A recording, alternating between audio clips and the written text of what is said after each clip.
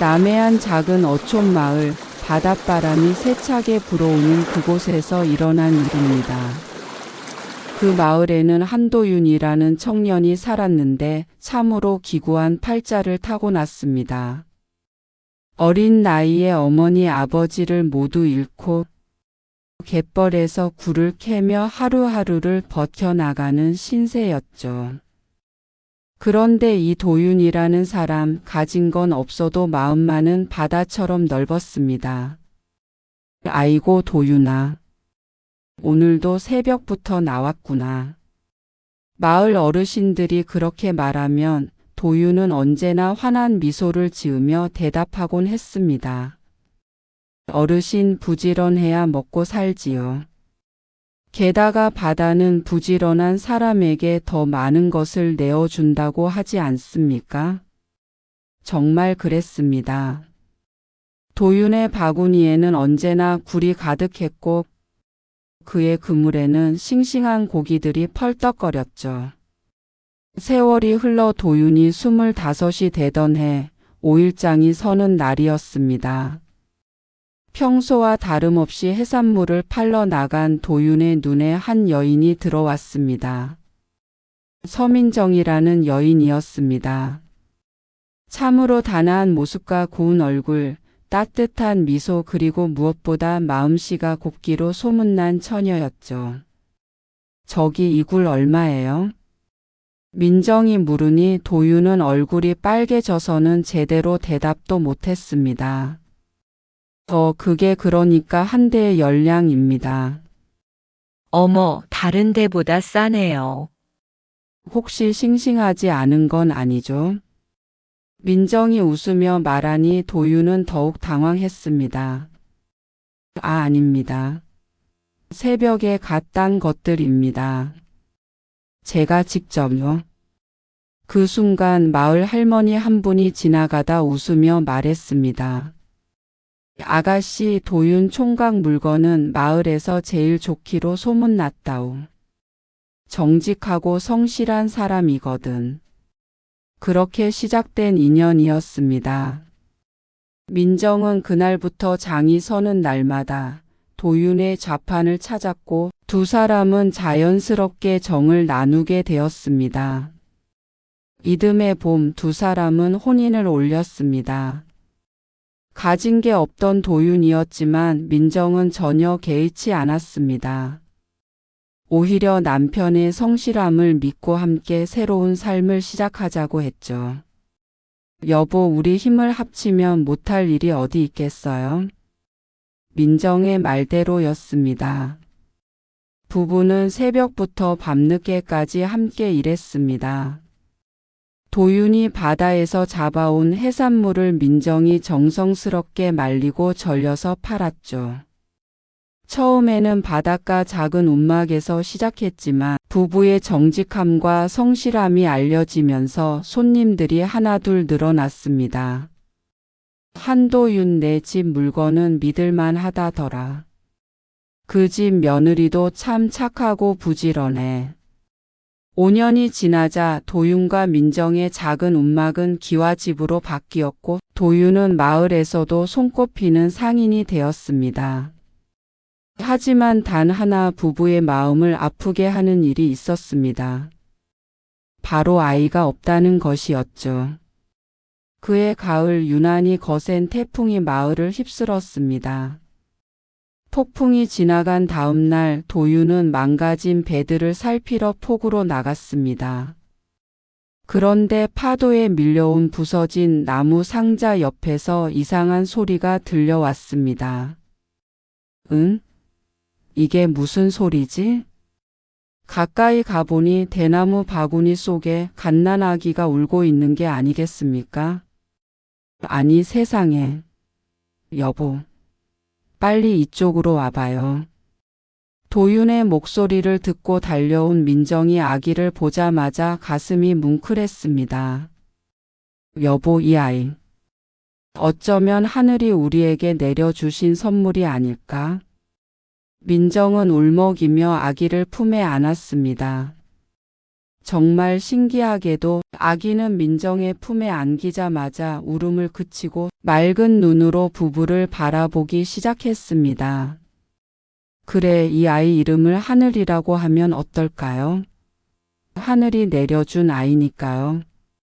그렇게 아기는 한하늘이라는 이름을 얻게 되었습니다.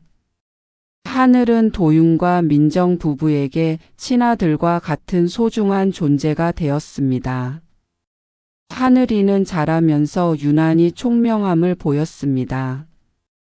5살이 되자 도윤을 따라 바다에 나가 배 고치는 법을 익혔고 7살에는 민정을 도와 장부를 정리하기 시작했으니까요. 아버지, 오늘은 새우가 많이 잡혔으니 내일 장에서 잘 팔릴 거예요. 하늘아, 넌 어떻게 그런 걸 다 아는 거냐? 바닷바람 냄새로 알 수 있어요. 그리고 사람들이 좋아한다는 것도 바로 알겠어요. 무엇보다 하늘이는 효심이 깊었습니다. 어린 나이에도 부모님이 힘들어 하시면 묻지도 않고 도와드렸고 아픈 곳이 있으면 산에서 약초를 캐와서 달려드렸습니다. 이 아이는 정말 하늘이 내려주신 아이가 분명해. 마을 사람들도 모두 그렇게 말했습니다. 하늘이가 15살이 되던 해 도윤의 사업은 크게 번창했습니다. 배 여러 척을 부리고 먼 지방까지 물건을 가져다 팔 정도가 되었죠. 그런데 이때 박준길이라는 사내가 도윤의 곁에 나타났습니다. 준길은 말재주가 좋고 일도 잘하는 것처럼 보였습니다. 처음에는 도윤을 도와 사업을 더욱 크게 키워주는 듯 했죠. 형님, 제가 한성에 아는 상인이 있습니다. 그자에게 물건을 대면 돈을 2배는 더 벌 수 있어요. 그런가? 자네가 그렇게 말한다면.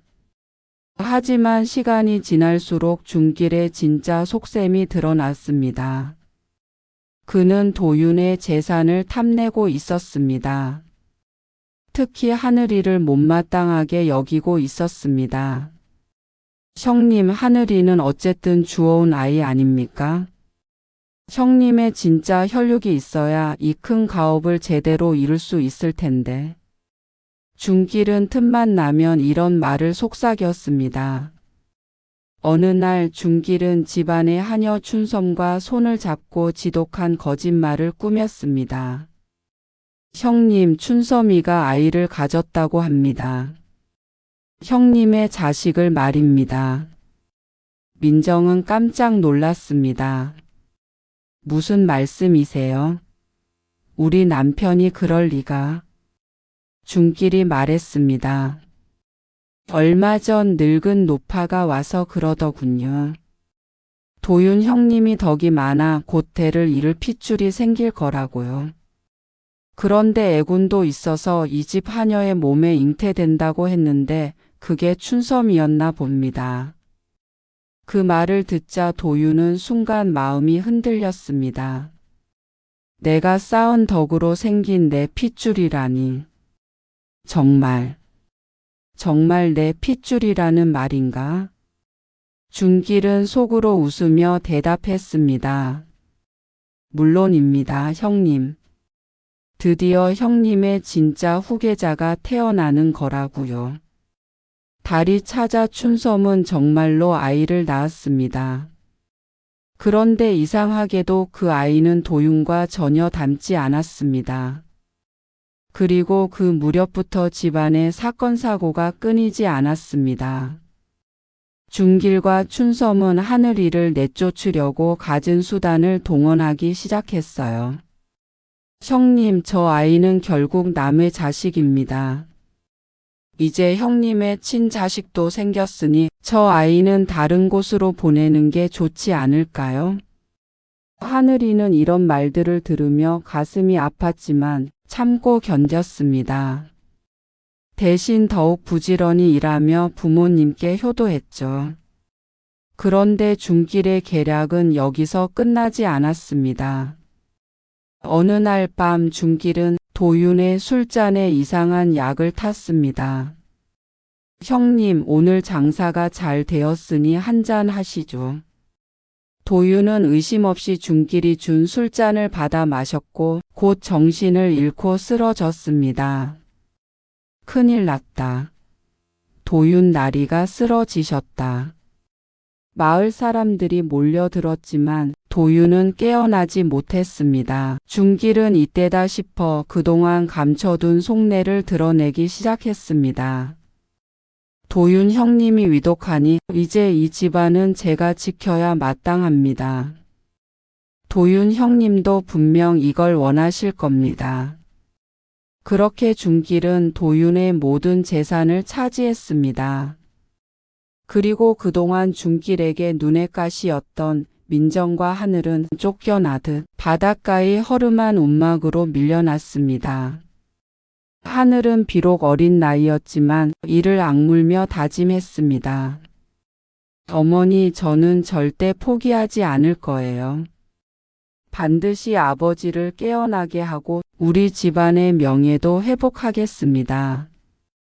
민정은 눈물을 흘리며 하늘을 끌어안았습니다. 하늘아, 우리가 무슨 힘이 있어서. 어머니, 아버지께서 늘 말씀하셨잖아요. 바다는 성실한 사람을 저버리지 않는다고요. 저는 그 말씀을 믿어요. 하늘이는 그날부터 작은 배 한 척으로 새로 시작했습니다. 새벽부터 밤늦게까지 바다에서 고기를 잡고 장터에서 팔며 조금씩 돈을 모았죠.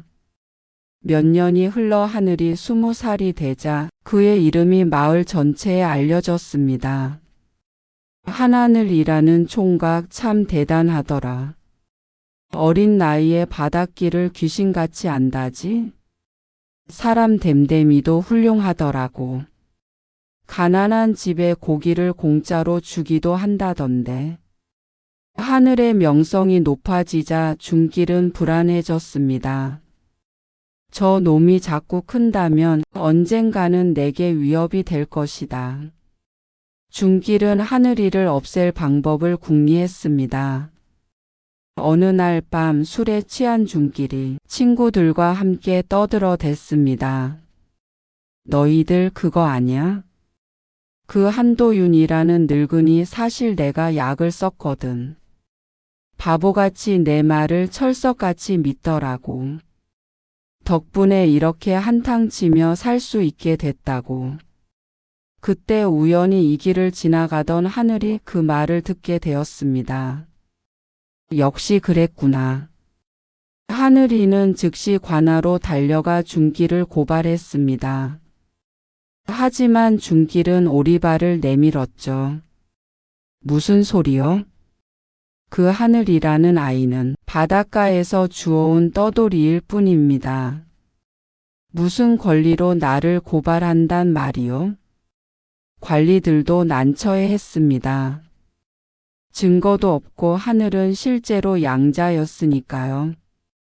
그렇다면 한도윤이라는 사람을 불러 진위를 확인해 보는 게 좋겠다.